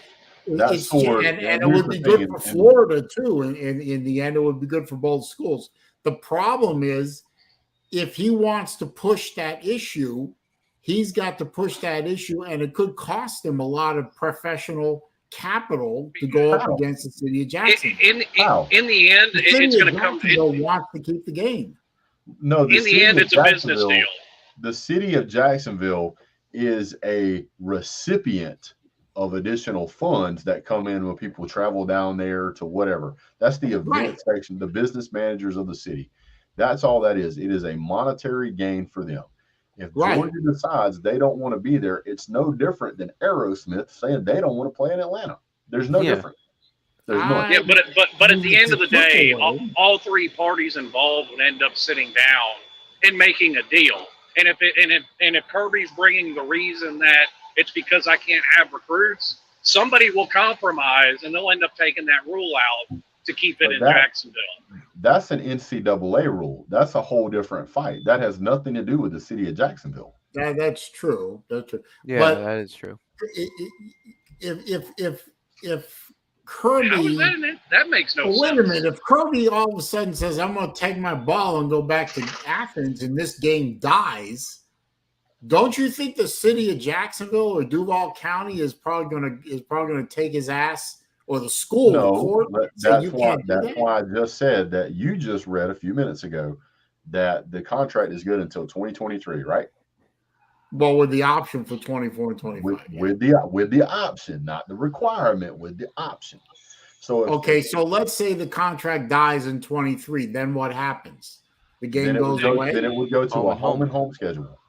No different. You don't think the city of Jacksonville is going to raise? If nobody comes to an agreement, they can't make Georgia play there. No. What NCAA rule is it that they can't have recruits at this game? That doesn't make any sense. I'll have to find it, but I don't know. Recruits are at neutral site games all the time. We had recruits at the game this year. Yeah, but they weren't guests of the schools. They were up in the stands. Yeah, I know. At least they were there. Different. I mean, but at least they were there. If they do a home and home, you can have recruits on the sidelines. Before you can have recruits at all. Now at least you can have recruits. That's the good thing. I'm torn. I like the way the game is at the cocktail party in Jacksonville, but I also love the idea of doing a home and home in perpetuity. Here it is right I just don't think the city of Jacksonville is gonna flush millions of dollars in revenue down the drain without a fight. I just want to see Georgia play. What fight do they have, though? Let me read this, and then you can answer that question. Georgia and Florida, who play annually, will now be able to host recruits for the neutral site rivalry beginning 2022 football season per reports. Right, the two programs will be able to provide tickets to recruits, but cannot contact the prospects while in Jacksonville as it violates off-campus recruiting rules. Yes, there's your answer. Right there, you go. See, there you go. I'm not against the overall point of doing away with, conference neutral site games or just random neutral site games. But I also don't have a problem with, say, the kickoff classic every year. I don't have a problem with that. I'll be. I can hear you in the other room, but I got to step away from it. I'll be right back. Okay. No, to answer what Saleen's question is that I can understand that the city of Jacksonville would want to put up a fight because there is a monetary loss that they're going to lose by not being able to have this game. Yeah. Unfortunately, they don't have a leg to stand on because it is the choice of the teams on where to play. Yeah. Now, they offer that to the city of Jacksonville, and the city of Jacksonville graciously agrees to it because they want the revenue from the people that come in to see and watch that game. But if either team decides tomorrow or after the contract is up that they don't want to play there anymore, there is nothing the city of Jacksonville, the county of Jacksonville, or the state of Florida is going to be able to do about it. Yeah, it's between the two teams. That's why. I feel That's why I- there's a contract. And I agree with you on that. What the part that I disagreed with was I don't think at this point right now that Kirby has the Lou Holtz level of stroke that he had when he was at Notre Dame to be able to make those kind of decisions. I don't know. And to be fair, I don't know that he does. But to also be fair, I don't know that he doesn't either. Well, yeah, and I'm just saying I don't think he does right now. I could be wrong about that, and that's also not to say that if he doesn't, he's not going to get to that point. I really think that with what Kirby Smart has done since he's come to Georgia, Georgia currently is the most dominant football team in the past 2 years. They have done more with less than anybody else on the planet. Kirby gets paid more than all but I think 2 coaches. Yeah. His staff is bigger than anybody else's except I think 1. As an The Alabama. indoor facility- I wouldn't agree that he does more with less. And Okay, if he does, it's just by to be his fair, own doing. Just to be fair, I would say doing more with less would be being number 1 in a college football playoff consensus, and everybody that I know agrees. Now, some people will make an argument for Michigan, but most of them are being devil's advocates. But to lose 15 players to the NFL and then still be number 1 as a number 1 seed in the college football playoff, I would say that's doing more with less. I would say that Good point. having Not a really. walk-on I quarterback mean, winning there's national titles is doing more with there's less. dozens of examples of teams doing that very thing. And Where? now I agree, and that's Alabama's remained number 1 after winning a national title. I've seen plenty of teams do it. Hold on. Georgia set an NFL record by putting 15 players in the draft at one time. Nobody's done that. Nobody. And nobody after even 14 has remained in the number 1 spot. So I don't know of a team that is Now, doing okay, more now than that. if you want to talk about remaining number 1 in the past, want to talk about remaining number 1 in the past 10 years, okay, fine. Great, but I'll still throw Alabama in that mix. I'll still throw Clemson in that mix. That's why I said in the past 2 years. There's nobody currently in college football that is more dominant than Georgia. There's no doubt that Georgia is a dominant program. I don't know that Kirby is Kirby the type of person that's going to say, "Oh, I got all this stroke now. Let me start flexing." No, Kirby is very much a person who is a goal-oriented individual, and he is a guy who will, for lack of a better way to say it, he'll cut his finger off to save his hand. Now, what I mean by that is that Kirby Smart will take a loss in some aspect, however you want to look at it, in order to get the overall win that he wants. He looks down the road. He doesn't look at the immediate right now. His big focus was on getting recruits. He wants exposure to the recruits. He wasn't necessarily worried about the game. He's worried about the game, but he's not worried about the game. He wants to have all facets of what he needs, which is exposure to recruits, getting them on campus, showing them that Georgia is a dominant program. When it comes to Georgia recruiting against Florida, the team that's really at a loss in this event is Georgia, because they're recruiting much higher level players that are looking at Georgia, Ohio State, Alabama, Michigan, and Clemson. They're not looking at a fight between Georgia and Florida. No. We're not recruiting the same players. So that hurts Georgia more than it hurts Florida. When you're in contention to be the number 1 recruiting class in the nation, you every single year since, I don't know, about 5 or 6 years ago, you need every game that you can. That's what Kirby's looking at. So if Kirby's got to say we're going to lose some money to get the recruits, he's fine with it. Oh, okay, you need to back it down a peg or two, because you're acting like Georgia's so far ahead of Florida. Both Miami and Florida are buying for a top 5 recruiting class right along with Georgia. So they're recruiting on pretty much the same level. Okay. Well, this year they are, but the past few years, Georgia's been light years ahead of Florida. I'm looking at right now, because right now is what matters. 3 years ago at this point doesn't matter. Right. But I'm just saying, up until this year with Napier, Georgia has been so far ahead of Florida, we can't see them anymore.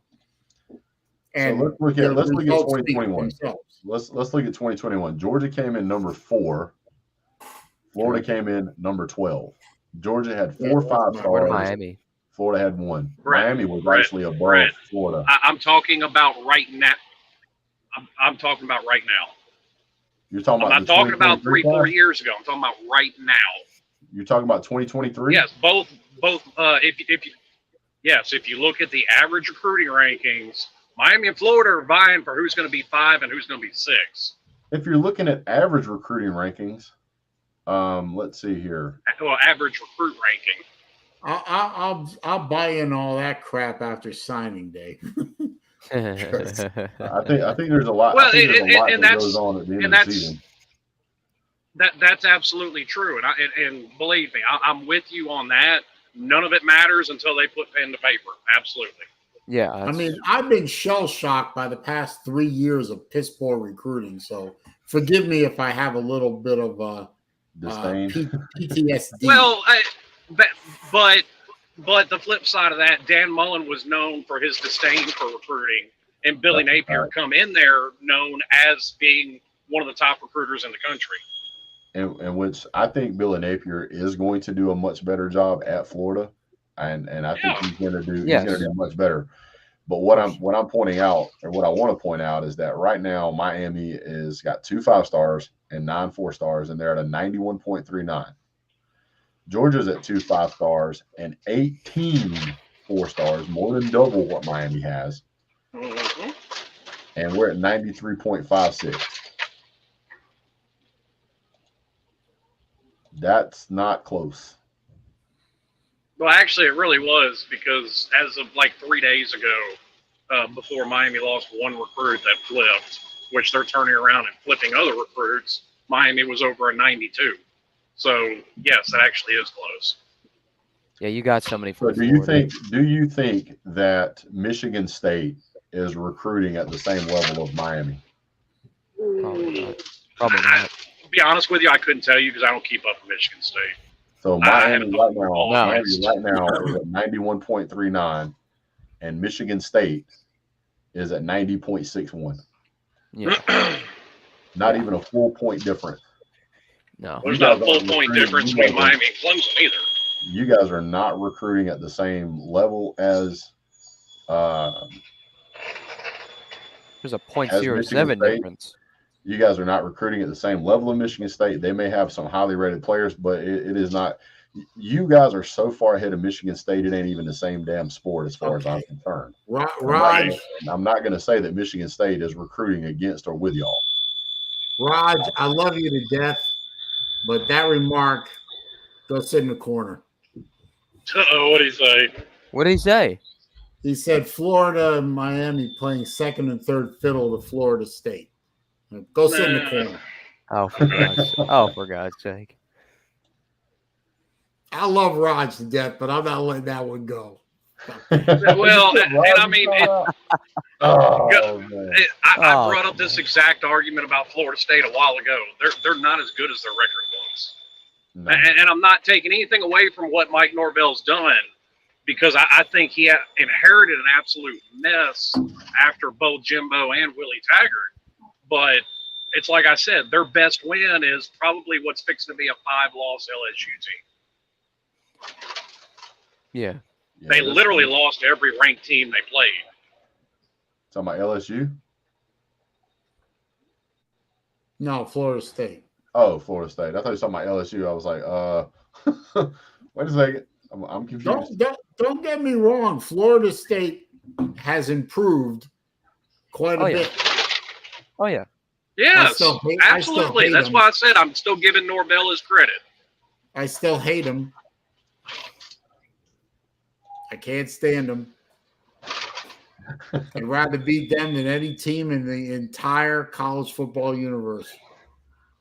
If Florida could only win one game in a year, and I was the one that got to pick that game, it would be the Florida State game. I will Over the happily Georgia game? lose. Well, not happily, but I will lose to Tennessee. I will lose to Georgia. I will lose to LSU. I will lose to Western fucking Kentucky, but beat Florida State. That's all I care about. Was that your future schedule? And so, and by the way, to the guy that was bumping the Miami ratings up was a guy named Jaden Rashada. And, Yeah, it was the 4-star quarterback that left. Yeah. Yeah, and now then he went to LSU, and then now he's going to Florida. So Yeah, he flipped from Miami to Florida. Yeah. which probably means he'll flip again before it's all said and over with. But Florida's playing. Well, in my personal opinion, he made that decision to flip probably because he was told that none of the 3 quarterbacks are leaving Miami. yeah, Because TBD said he's coming back, Jake Garcia said he's coming back, and obviously Ja'Cory Brown's coming back. So Well, I mean, that's Florida 3 other got 4-star quarterbacks sitting on the roster. Florida got a lot of chairs open in the quarterback room right now, so yes, he might actually land and stay. You never know. And really and truly, with the timing of it, we just traded Jaden Rashada for Hermione McLean, so I'll take that trade any day. Hey, Brett, do you think Brock Vandergriff will stay at Georgia? I think he has to stay one more year. I think there's a 3-year requirement before you can go pro. There is, yes. No, I was saying like no. I was saying like transfer. Oh no, he'll stay at Georgia. No, they're feeding him the ball too much for him to go anywhere. He's the golden child. I was about to say, why would he transfer? He should be loving life. Yeah. Well, I mean, Carson Beck. I think Carson Beck's going to be that transfer last year either. Carson Beck will be. He should be the starter next year, I think. Well, there's a lot of things with that quarterback room that should be, but he's been playing. He's been the one coming in behind Stetson Bennett to play number 2. And one thing I will say about Georgia is that whomever they have been using as the number 2 guy is the next guy in line. So Georgia's not going to bring in. It was for a minute, because who was that quarterback that transferred out last year after Bennett got the start? Yeah, I mean, DeJuan Mathis literally came in, made one mistake. Kirby Smart benched him for Stetson Bennett. And I mean, it's one of those until proven otherwise, Kirby's going to keep doing that. Then he played in the Florida game after Stetson got taken out. Was it DeJuan? Yeah, it was DeJuan Mathis, because then he went to Temple and had a flop of a year. Yeah. JT Daniels is transferring. I mean, how good? Imagine that. Dude, JT Daniels got benched. Because JT Daniels is about as durable as a blade of grass. Well, I'll give him this. He seemed more durable because he was getting beat down at West Virginia. Oh, yeah. Now where is he going to go? Who knows? I don't know. Let me see. Stats were terrible. Yeah, he did not do well this year. Please, God, don't send him to Gainesville. We don't need that. You guys should take him. Send him your way. He's quickly with the way he's playing and the number of times he's transferred, he's quickly bordering on Tate Martell territory. Mm-hmm. Yeah. I'm just saying. We went from USC to Georgia to West Virginia. He's in the transfer portal right now. Can you imagine? Picture this. He comes to Florida, gets on the team, and I don't even want to imagine what Lou's going to do at that point. I might quit. I might quit YouTube for the year. That would be funny. I can hear. Brent and I were speculating earlier about the ukulele going to Florida and what the Georgia fans do with that. That would be hilarious. See, that's one. I'm not saying he would be a bad fit. I agree with Pete's take on it. I think he'll head closer to home, back out on the West Coast. I do too. Yeah. Hey, Raj, you know I love you, man. I had to do it. I mean, shenanigans, yeah, they were shenanigans. But I mean, you can't make a remark about Florida State like that in my chat, and I won't do it again. I won't do it again unless you make another remark about the criminals. I mean, but See, Georgia's got a guy in the transfer portal right now, Bill Norton. Bill Norton, yes, he's going to the transfer portal. We didn't use the transfer portal at all last year. What's that? We did not use the transfer portal at all during You didn't this past need to. offseason. We didn't We pull didn't need- anybody. We probably should have though. Well, we didn't. You're Well, you're on the verge of winning another natty. You don't. you whoa, didn't whoa, need whoa, the whoa, whoa, portal. whoa! Slow down, slow down, slow down. We gotta Oh, get come past on. Ohio You're going to State. roll over the suck nuts like they Slow weren't even down, slow And Well, then down. who you facing? I agree with Lou's Michigan. take. I think as far as a matchup, I think Ohio State matches up against Georgia pretty well. Exactly. Yeah, Yes, they I think do. Ohio State's a better matchup against Georgia than Michigan's going to be. Oh, 100%. Yes. Well, is the line come out for that game yet? Yeah, because Michigan is basically Georgia in different colored uniforms, but Georgia's a little more talented than Michigan is. A lot more, but go ahead. Oh, definitely. Georgia's going to roll through. Well, I mean, I don't know exactly where Michigan is as far as talent on their roster. I'm assuming they're The at line least is- top 6 or 7. The line is Georgia minus 6.5. Rod said it was Georgia +7. It's 6.5 on ESPN. Okay, no. I mean, it's a month away, so, whatever. I'm not a month. 24 days, yeah. That game's on New Year's Eve? Yep. Yeah, it's a New Year's Six Bowl, yep. If you guys want to know when Georgia plays You Michigan, got the late game or the early game? Late game, we're 8 p.m. that game, we're ranked number 1. Oh, 8 number 1 p.m. always gets the game. But we were not the number 1 team last year, but we did get the late game. I assume that's a turn signal and not a bomb. It is a turn signal. Yes, it's a turn signal. All right. Must be a busy interstate. Yeah, Busy Georgia essentially gets to play a home game on New Year's Eve, don't they? Yeah, we will outnumber their fans at Mercedes-Benz. Oh, and then So what's the line on the Michigan I mean, TCU game? I'm sure they will, but Michigan, I mean, Ohio yeah. State travels really well. I'm not sure about that one. Hold on. I want to say it's 10.5. Let me check. I'm not exactly sure. Scores. 7.5 Michigan, apparently. Rick Sanchez says UGA isn't 9.5. Michigan. UGA is Utah, the premium version. There may be some truth to that. Yes. So if you guys want to know what's going to happen during the Georgia-Michigan game, go back and watch the video I made last year of Georgia versus Michigan. Oh yeah. It's the same thing. It is the same thing. Same 7.5. coach, Michigan same offense. minus 7.5. Well, no, Really? Michigan's got much more of a passing game this year than they did last year. I mean, last year they were bordering on one-dimensional.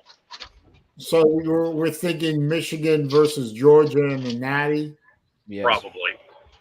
So last year's game, Michigan threw for 237 yards and they rushed for 91. But we think that Ohio State can give Georgia a run. I think they'll hang with Georgia longer than anybody else will. That's what I'm. They're our best competition right now. Yeah, I think it's a stylistic mismatch. That's what I think too. I think that Georgia. When Georgia played LSU, a lot of people thought that Georgia was getting torched across the middle. If you actually go back and study the tape, there's a bunch of guys that's already done it on YouTube. You can go watch them. It shows what Georgia was doing. Georgia was playing soft zone. And we were playing a lot of zone. underneath. Yeah, because they were connecting. Because Nussmeier was connecting a lot on his passes. I could see we were playing a lot of zone in the secondary. Yep. So what was happening was, they were coming down the field, but then they would get in the red zone or get close to the red zone where the receivers couldn't go run down the field wide ass open. No. And then Georgia would bristle, and they would score points, but they weren't doing these blowout style type of, what do you call them, explosive plays. Well, So Georgia ran the score up 35-10. Georgia ran the score up 35-10 doing that, and then they just let them throw the ball in the second half. They didn't even try. Yeah. Listen, you want to go down the field, we'll slow you down. Let's just make you take the short pass, make you run the clock. And they couldn't stop Georgia's offense. We didn't even really try to play offense in the second half. All we did was run the ball, really. We ran the ball in the second half. Yeah. So what you end up seeing is that Georgia, Yeah, they threw for 500 yards. That's great. Still couldn't score more than 30 points. No, yeah. So you're going to run the ball against Georgia? Good luck. Doesn't that worry you at some level? You put up that kind of, that kind of yardage, and you only come up with 35 points. That's all the points they got. 500 yards to the air came up with 30 points. Again, that's doing this. That's doing this. To me, the difference between Georgia this year and Georgia last year is you can tell Kirby has had a harder time.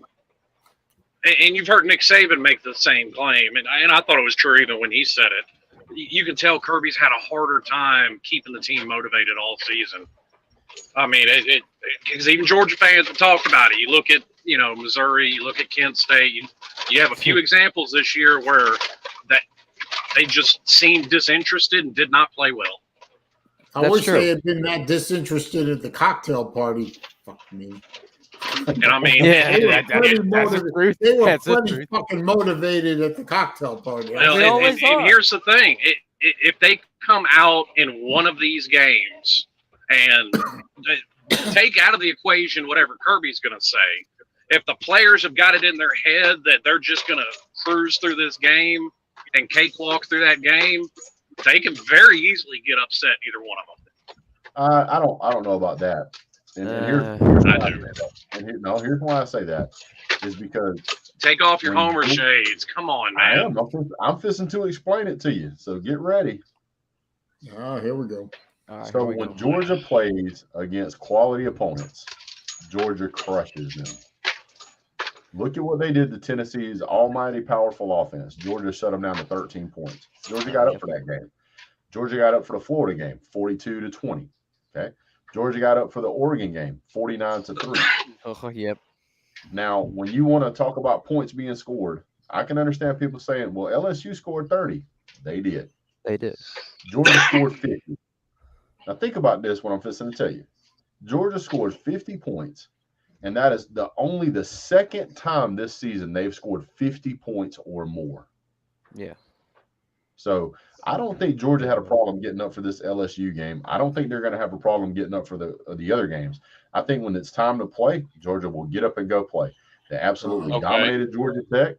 They absolutely dominated Georgia Tech. They dominated Auburn. Ooh, well, Georgia Tech was a rough first half. Kind of the same thing with Auburn, but then we woke up in the second half. That's what I think it was. I think that postseason play, you get a lot more performance out of players than you do when you're playing Vanderbilt in the middle of the season. Yeah. And I can understand that, especially if these guys know they're really good. They're not stupid. They can look at the stats and know they're good. And then when it's time to play, they get out there and they play. Now, if Georgia goes out there and they think they got it won, yes, they can lose, no doubt. If Georgia goes out there and they're sleepy in the first half, I still think they can win that game. The defense shows up, it's over, period. There you go. That's what it did against Auburn, Tennessee. What's that JT Daniels said last year? we beat Clemson 10-3 or something silly like that. Yeah. How do you feel about 13-3? Like, if our defense can hold them to 3, I'm fine with it. Yeah. Oh, no, it was 10-3. You're right. Yeah. So I mean, when I watch Georgia play, yes, I have my Homer shades on, but at some point I have to be objective, because if I'm not, I got 10,000 people in my comment section calling me an idiot. I'm sorry, that just gets old. It's easier to be objective. And if you say something outlandish, you got to be able to back it up. So you got to at least be able to point at something. I mean, there's only been one game this season where we didn't win by at least 10 points, and that was the Missouri game. Yeah. Yeah, Kentucky was 10. Kentucky could have been. We could have scored 7 points in that game and won that game. The defense was playing crazy good. Oh yeah.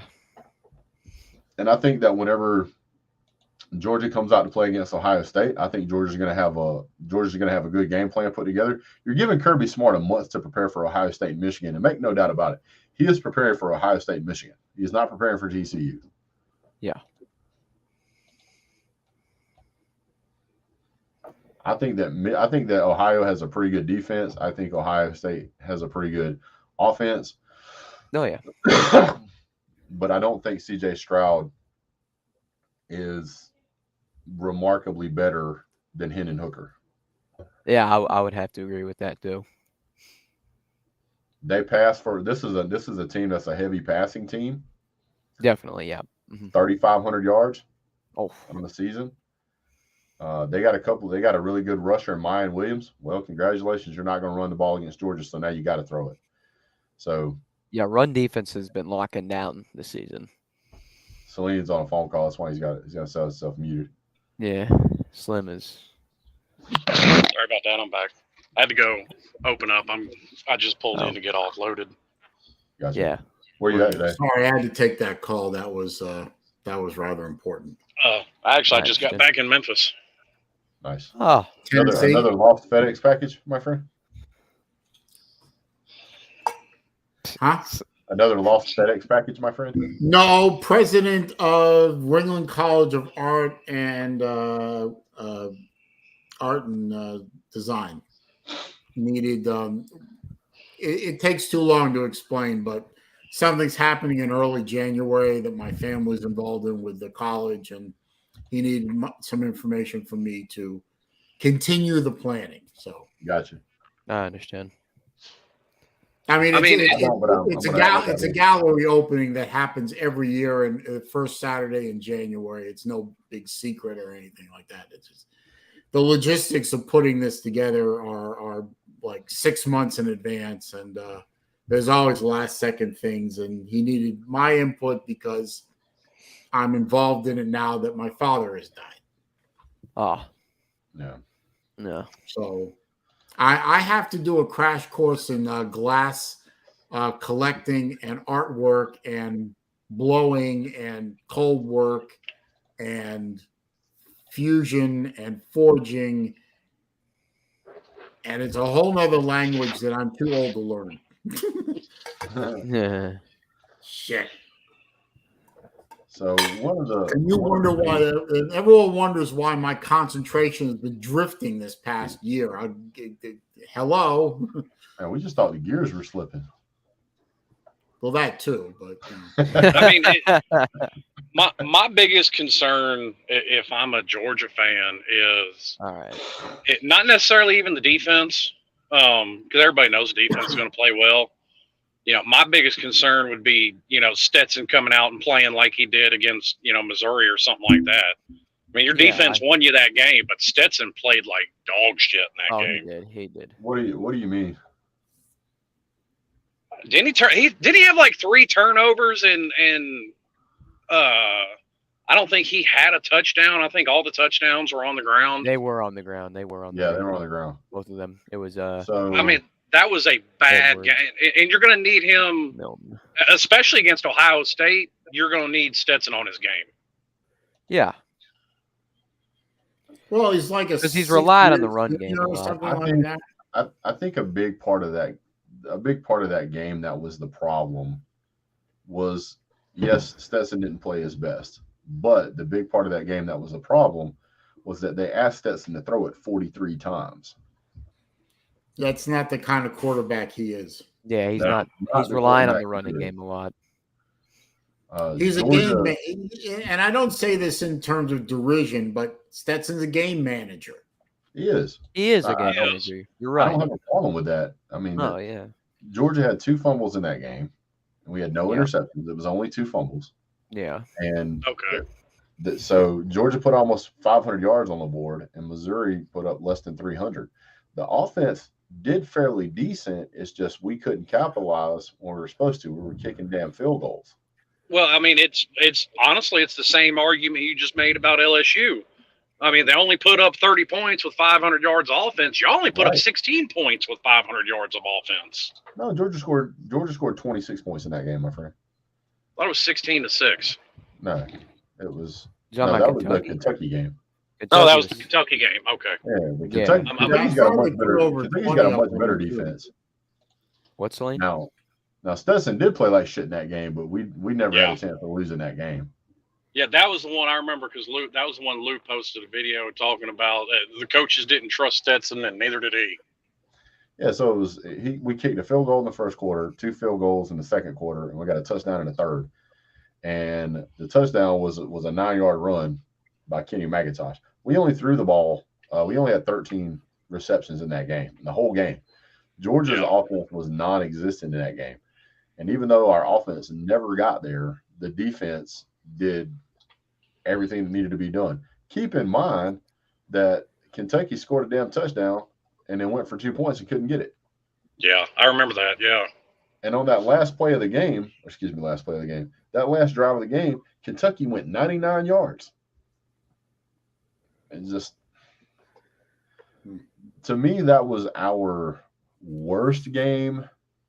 To me, our best game was the Kent State game. Best game? Yep. And I'll tell you why. Let me pull it up. No, I'll explain it. That's interesting because I feel like we weren't motivated for that game. I was there. Yeah. That was another one I've heard a lot of Georgia fans complain about was the Kent State game. Kent State is not a bad team. No, they're not. Okay, stop it. They're the best 5 and 7 in the MAC, man. What are you talking about? Oh God. Yeah. Yeah. They only lost to Oklahoma by 30, man. That was our best game. Yeah. My first they ever ain't Georgia buying game. what you're selling here, son. Well, My first ever Georgia game was against Kent State. How awesome! There. How Your awesome! best game was your first game. Best game was my first ever Georgia game. How awesome! The first game Georgia was the game first I ever game went to. against Oregon. First Georgia game I ever went to was the first game that Missouri played in the SEC. Missouri is not an SEC team to me. They really are not. Well, I would agree with that assessment, but what can you do? Well, Arkansas isn't by that token then because they come from the Southwest Conference. That's true too. But you can still get Sweet Tea in Arkansas. Oh, Salene's ending it, isn't he? I That gotta is go. true. Yep. I got to wrap up because There I it got to is. be somewhere in about 15, 20 minutes. So, Well, unlike FedEx, you will be on time.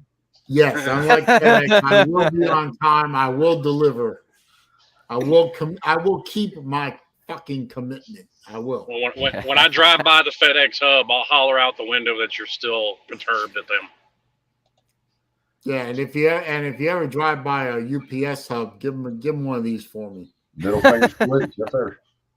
What can Brown do for you, sir? Deliver my friggin' package. That's what you do. Hey, I was watching him post. He posted something on Facebook or something at some point. He was like, the damn package went from here to way the hell over there to out of the damn country to back to here. When it's a 45-minute drive, what the hell are you doing? No, but that's true. It went from Alabama to Tampa to Bradenton, back to Tampa, and then down to Sarasota. That makes no sense. Jesus. What I think happens is that you file so many complaints. There's somebody in the office in there that just tells you it's going to those places, and it's really not. You're damn right. I file a lot of complaints. Hey, you know what? If you got a problem with them too, just take your business to United States Postal Service, and you'll be back and do them in 5 minutes. No, I'd rather do DHL. They're an option too. Yeah. Yeah. They all suck uniformly, but post office is still the worst by a country mile. But anyway, How dare you besmirch the credible name of the United States Postal Service, sir? Listen here, you can't accuse me of besmirching something I can't even spell. So, guys, I gotta go. So All right. thank you all. I thank you for three, whatever. Three. But thank you for coming on with me and helping me carry the show to another successful conclusion. 114. Yeah, 114. They said I wouldn't stick with it, and they wouldn't last. But we still haven't met they or him. That's true. I have not met him. I have not met they. I have not met them. But Well. they, them, and him were all wrong. And her. If I can ever catch that not me son of a bitch, I'm gonna kill him. But go ahead. For sure. Yep. Yep. Don't forget to click the thumbs up on the way out, by the way. All right, guys. I already Y'all have a did. good one. See you later. Go dogs, Brett. Thank you, Brett. All right, boss. Thank you, Slim and Will. Thank you all. Rick and Alex and Neo and my buddy Raj. I love my buddy Raj. But you say shit like that about Florida State versus Florida, you're going to get timed out. Jay, good to see you. You goof you. And Pizza Woman and Battle Angel was in here for a minute. And Brad Pitt snuck in there when I wasn't looking. And Lou was here for a little while. I'm surprised he didn't try to troll me harder, but maybe he's saving that for later. I don't know. Anyway, episode 114 is in the books. I want to thank you all for stopping by. Appreciate your support every week. We'll do it again next Wednesday, the 14th. Yep, 14th.